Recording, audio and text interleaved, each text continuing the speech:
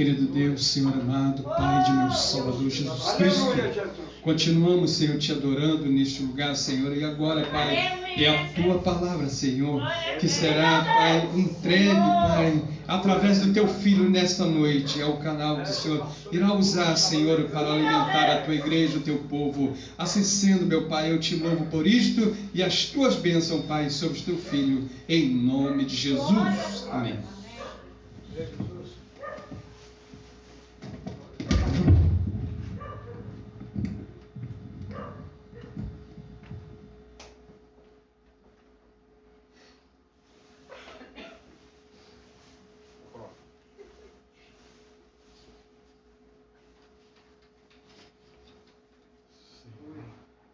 Cumprimento o irmão com a paz do Senhor. Amém.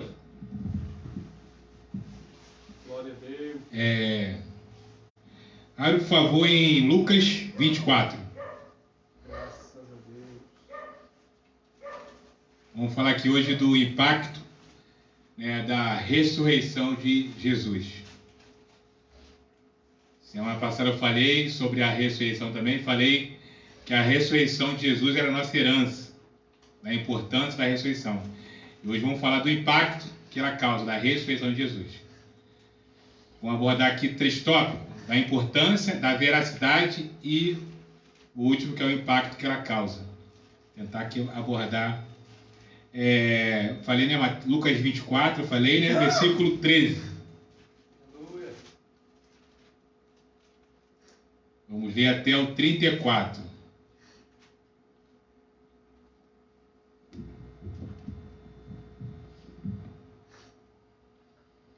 Amém? Amém. Glória a Deus.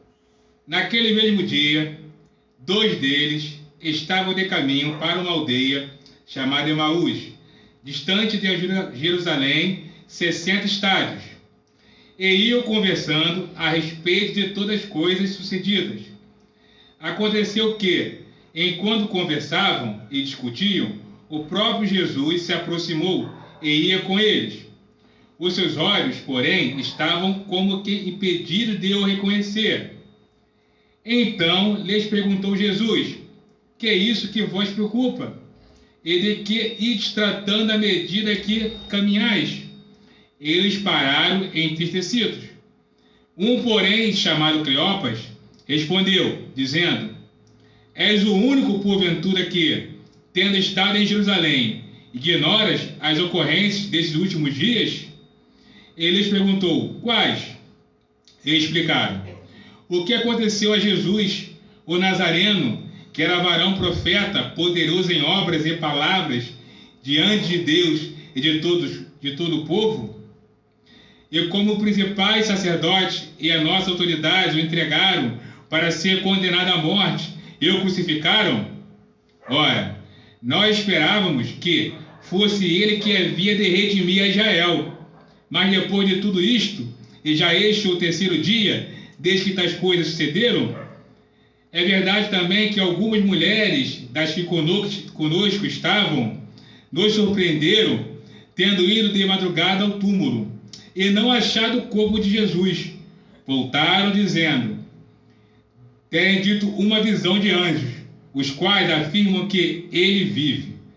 De fato, alguns de nós foram ao sepulcro, e verificaram a exatidão do que disseram as mulheres, mas não ouviram.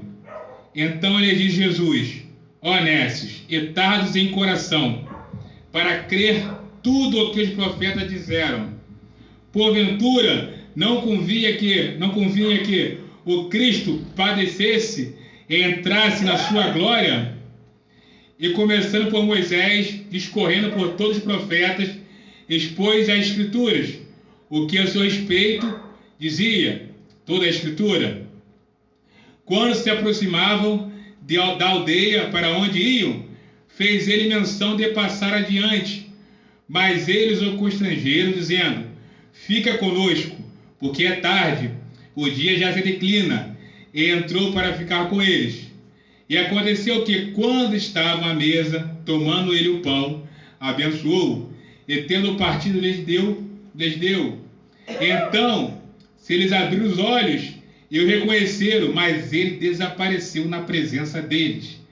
E disseram uns ao outro: porventura não nos ardia o coração quando ele pelo caminho nos falava, quando nos expunha as Escrituras?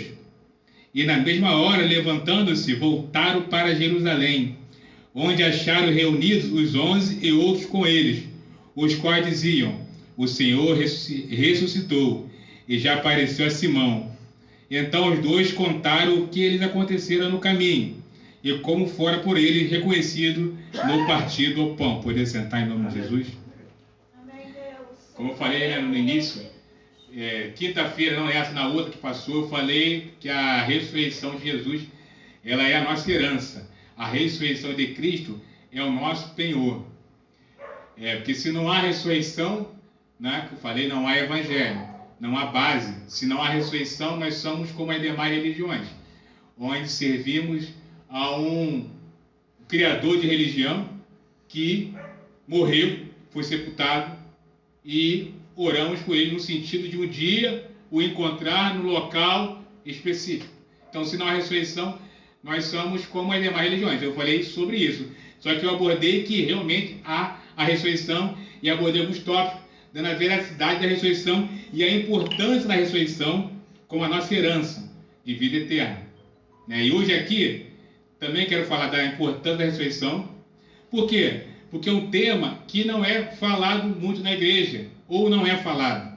Você não ouve quase esse assunto de ressurreição. A maioria dos cristãos, dos nossos irmãos, por exemplo, eles acham que serve a um fundador de religião que morreu, que faleceu na cruz, e como fosse um acesso espiritual, uma elevação espiritual, uma entidade, nesse sentido. Só que Cristo, ele realmente morreu, ele realmente entregou essa vida, ele realmente entregou o seu espírito, mas ele ressuscitou. Ele vive no céu, ele vive no paraíso, onde é o céu não sei, mas ele existe, é real, porque pessoas morreram por essa verdade, pessoas morreram. Então há importância, porque se não há ressurreição, nós ainda estamos mortos nos nossos delitos e pecados. Se não há ressurreição, servimos a Deus em vão, e é vã a nossa fé. A Bíblia fala que se não há ressurreição, a nossa fé é vã. Vã, lá no grego, é vazia, é inútil. Então é inútil você viver uma vida em piedade, uma vida em devoção a Cristo, onde não vai haver nada. Onde você ali vai abrir mão de diversas coisas para um dia você ir para um mundo invisível, para um mundo onde não há nada. Então, se não há ressurreição, comemos, bebemos, que amanhã morreremos. Então, vamos curtir a vida adoidada. Mas Paulo, ele apresentou aos Coríntios, que estavam na ressurreição, provas concretas. Como eu falei, a importância da ressurreição, no princípio, que se não há ressurreição, estamos mortos nos delitos e pecados ainda. Se não há ressurreição, servimos em vão. Mas a veracidade, Paulo apresentou aos Coríntios, que eu expus na semana passada, 500 testemunhas que viram Cristo ressurreto em Jerusalém, de uma vez só. E a maioria ainda vive. Ele falou para os Coríntios: vocês que não estão acreditando, vai em Jerusalém, lá tem 500 irmãos que viram Cristo ressurreto de uma vez só. E a maioria ainda vive. Então, você quer passar informação, você quer inventar uma calúnia, você quer inventar uma mentira, você vai ter que combinar com 500 pessoas. É difícil. Uma das provas da veracidade da ressurreição de Jesus. E o impacto foi causado aqui na vida desses discípulos. Por quê? O que aconteceu aqui? Jesus já tinha sido preso, já tinha sido interrogado, humilhado, flagelado, condenado. Já tinha descido ao sepulcro da de José de Arimateia. Só que esses discípulos eram os que estavam ali, não era fazer parte do grupo dos 12, mas eles eram um dos discípulos de Jesus. Tinha os apóstolos, que eram os grupos mais especiais, os mais próximos de Jesus, e tinha uma grande quantidade de pessoas que seguiam Jesus. Tinha discípulos sinceros e tinha pessoas que estavam só atrás realmente das recompensas, achando que Jesus era ali aquele Messias político. E esses aqui também entraram também nesse achar do Messias político, porque até decorrer do tempo a gente vai ver. Então esses dois, Cleópas e mais um, eles viram a crucificação de Jesus, viram Jesus padecer na cruz, viram Jesus ser sepultado. Eles estavam indo para a cidade Emaús, né? É uma cidade que fica a 12 quilômetros de Jerusalém, né? Então ela fica a noroeste de Jerusalém, 12 quilômetros. Então esses dois que viram todos os acontecimentos acontecer em Jerusalém foram embora para outra cidade. Então a gente tem ideia que o quê? Eles iam tocar a sua vida. Eles iam tocar a sua vida em diante. Ia para uma aldeia e ali se firmar e tocar a sua vida. Por quê? Porque o Cristo tinha padecido. O Messias, Jesus, né, varão valoroso, profeta, tinha morrido. Ele falou, então acabou. Só foi até aqui. Ele veio, né, e não houve vitória. Ele veio e não estipulou novamente o reinado de Israel. Ele não aconteceu o que a gente esperava. Israel não voltou a ser cabeça, mas continua sendo cauda. Então eles não vão tocar nossa vida.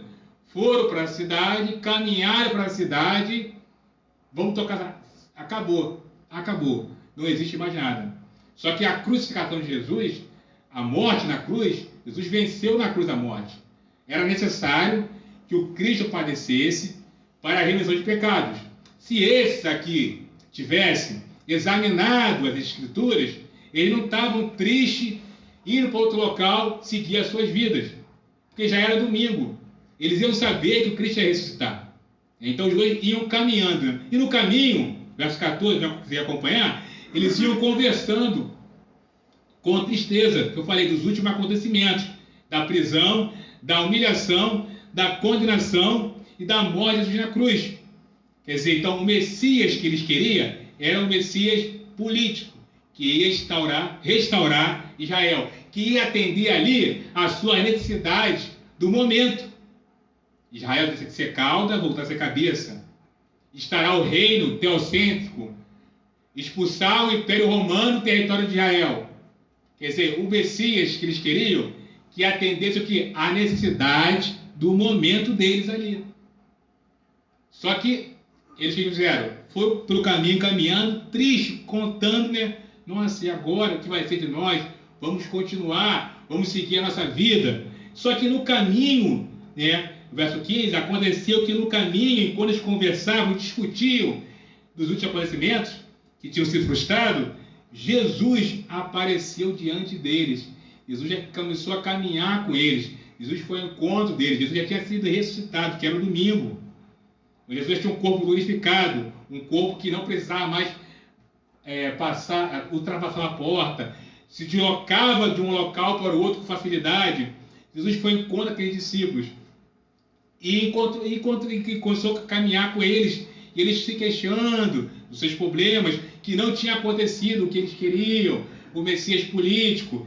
E Jesus começou a fazer perguntas, e a Bíblia fala, né, que os olhos desses rapazes se impediram de entender, de ver que era Jesus, que a incredulidade que estava neles. Por quê?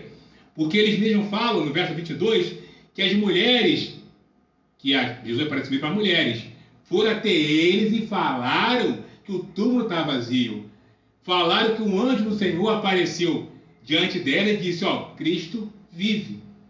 Só que eles estavam tão incrédulos, que não tinham atendido às suas necessidades que eles queriam, que essa incredulidade, essa dúvida, porque não examina a Escritura, não lê a palavra, não examina a Bíblia, então se frustra achando que esse Cristo é o que vai atender a necessidade momentânea.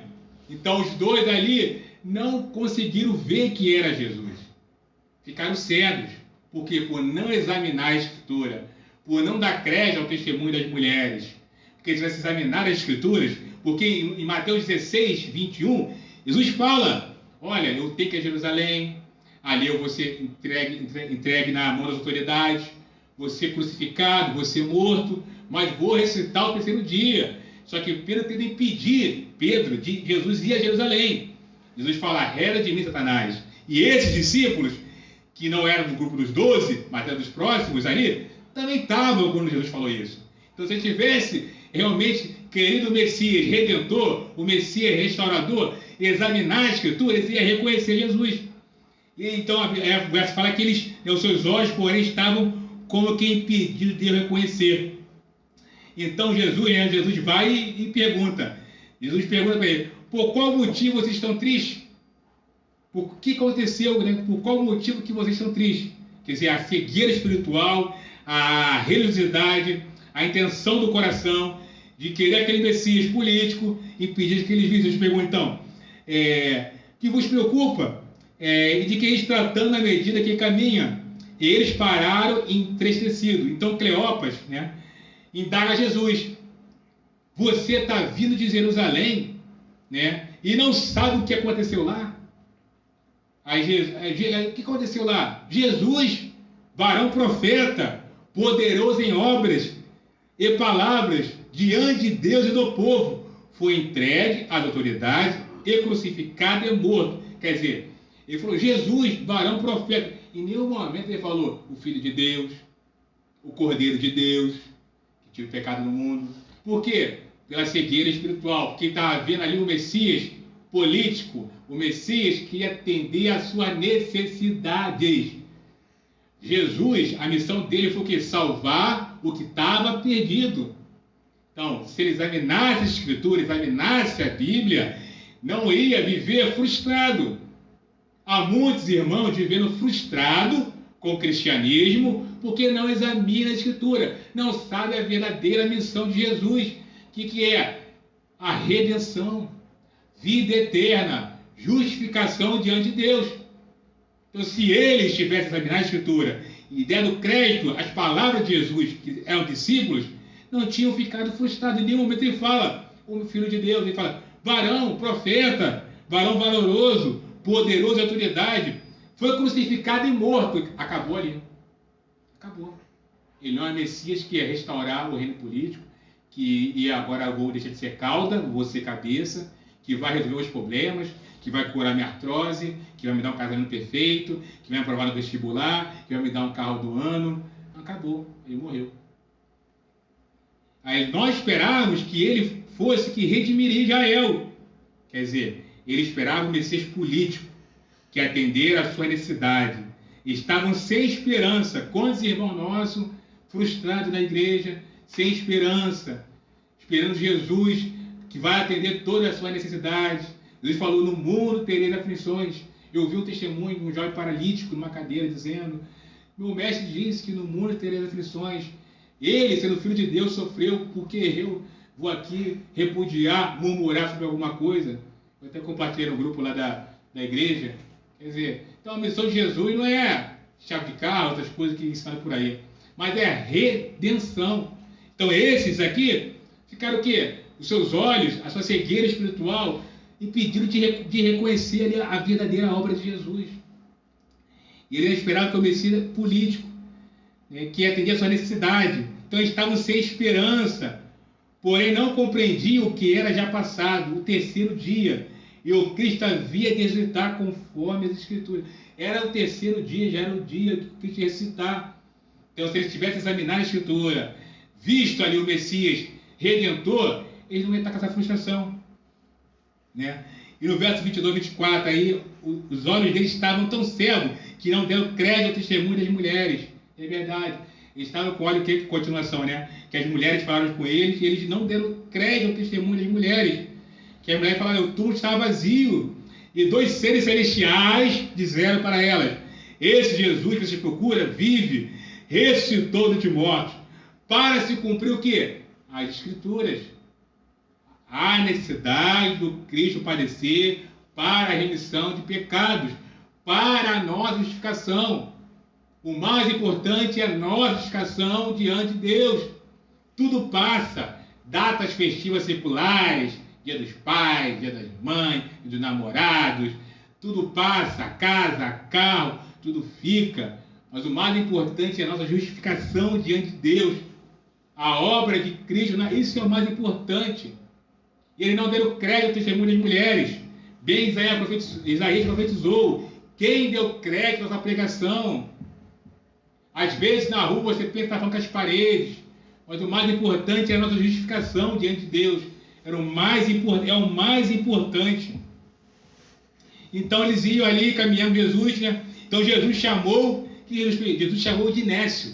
Acompanha comigo, Jesus chamou eles de Nécio, porque eles não entenderam, não examinaram a Escritura e nem o ensinamento de Jesus. Jesus falou com ele. Então Jesus lhe disse: ó Nécios, e tardos de coração, para que creem em tudo o que os profetas disseram. O que é Nécio? Jesus chama de Nécio. Nécio é o estúpido, é a pessoa incompetente, que não tem discernimento, que não tem prazer em querer entender, aprender, compreender. Se vocês já se dedicaram a examinar as Escrituras, vocês vão à sinagoga de sábado ouvir a lei. Judeu ao sábado e à sinagoga ouvir a lei mosaica e o livro dos profetas. Você entender que o Messias não é esse político, mas é o Messias que ia padecer e ao terceiro dia ia ressuscitar. Então, se você vai examinar a Escritura, você não ia vir frustrado dentro da igreja. Porque o mais importante é a justificação diante de Deus. Você não creu na obra na cruz? Isso é o mais importante.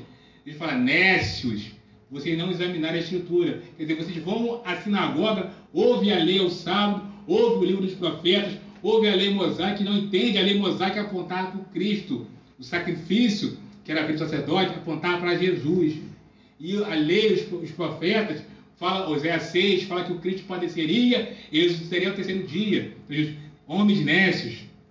Então Jesus chamou ele de nécio, porque ele não tinha compreendido. Então eles continuaram a sua caminhada. E a chegar no local de ficar, que é a cidade de Emaús, né, Jesus ia passar adiante. Jesus não ia tratar com eles. Jesus não estava preocupado. Aqui sou eu, o Messias, Jesus ressuscitado. Jesus ia passar adiante. Só que eles o constrangeram a ficar com eles.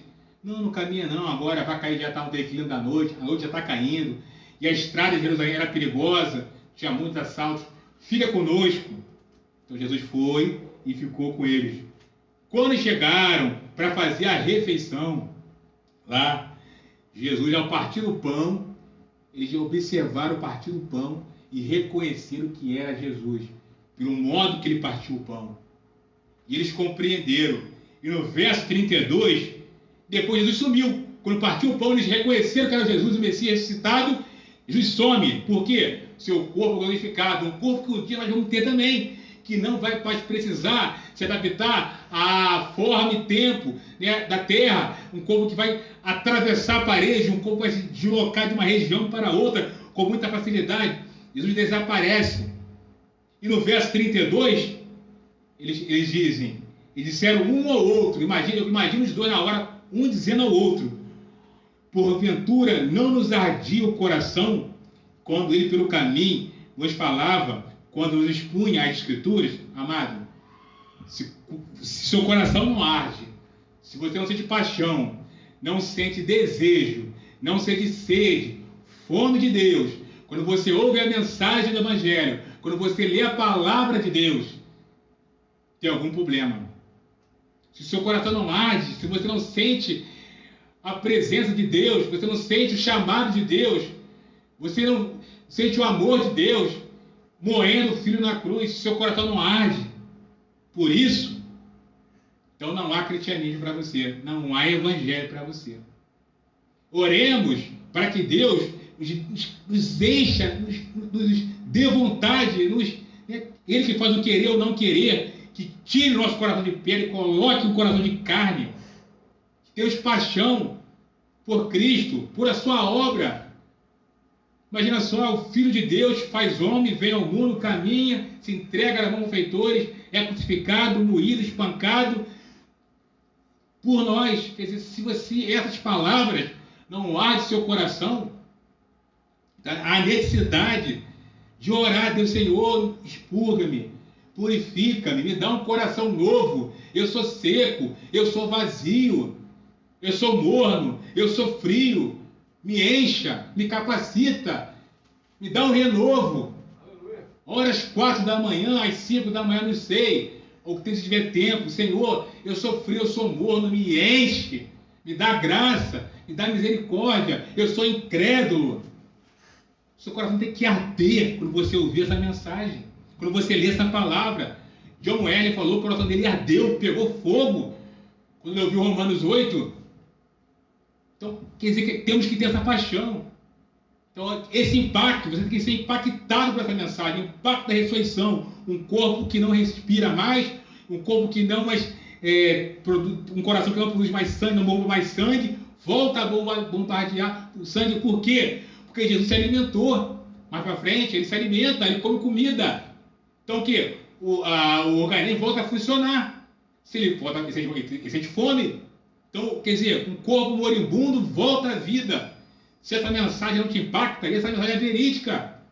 Porque, eu volto a dizer, ele apareceu para mulheres. E ele não deu crédito às mulheres. E o autor colocou nos evangelhos que ele apareceu para mulheres. Se você quer vender informação, você vai colocar essa informação de uma forma que ela bem aceita. Você quer vender um produto que o quê? Que ele não mostre erros e falhas. Só que o autor fez questão de colocar que apareceu para mulheres a veracidade dessa mensagem. E quando eles compreenderam, foram impactados pela ressurreição de Jesus, o que eles fizeram? Ficaram nessa parados? Não. Verso 33. E na mesma hora, eles compreenderam, levantando-se, voltaram correndo para Jerusalém, onde acharam os reunidos dos 11 e outros com eles. Quer dizer, a mensagem do consolo foi impactada, compreenderam a obra de Deus. Não ficaram parados, foram passar a mensagem adiante. Então, a importância de você passar a mensagem adiante, passar a mensagem para frente. Chegando lá, né, os quais diziam: o Senhor ressuscitou e já apareceu a Pedro, Cristo vive. Então os dois contaram o que lhe acontecera no caminho e como foram por eles reconhecidos no partir do pão. Quer dizer, amado, essa mensagem, a ressurreição de Jesus, ela tem que te impactar. Se seu coração não arde quando você lê a palavra, quando você escuta a mensagem da ressurreição de Jesus, ora a Deus, pede graça, pede misericórdia. Senhor, eu estou morno, eu estou frio por alguma coisa que aconteceu, para Deus te encher, que essa ressurreição é real. Não servimos a um morto. Confúcio, Maomé, entre outros, Madre Teresa de Abudá, todos têm túmulo. Cristo não. O túmulo está vazio, a pedra rolou. Cristo ressuscitou dos mortos. Ele está no céu, no paraíso. Onde é que é, irmão Leonardo? Eu não sei. O universo observável são 900 e poucos bilhões de quilômetros. Eu não sei onde é que é. Eu não sei. Não tenho noção onde é que é. Você que é real. Porque pessoas morreram, os mártires morreram queimados por essa verdade. E outras pessoas morreram queimadas por essa verdade. Paulo dá 500 testemunhas. 500 testemunhas. Quer dizer, então você tem que ser impactado por essa mensagem. Impactado pela ressurreição de Jesus. Ore para Jesus te dar graça e misericórdia. Glória a Deus. Amém? Deus abençoe. Graças a Deus. Glória a Deus.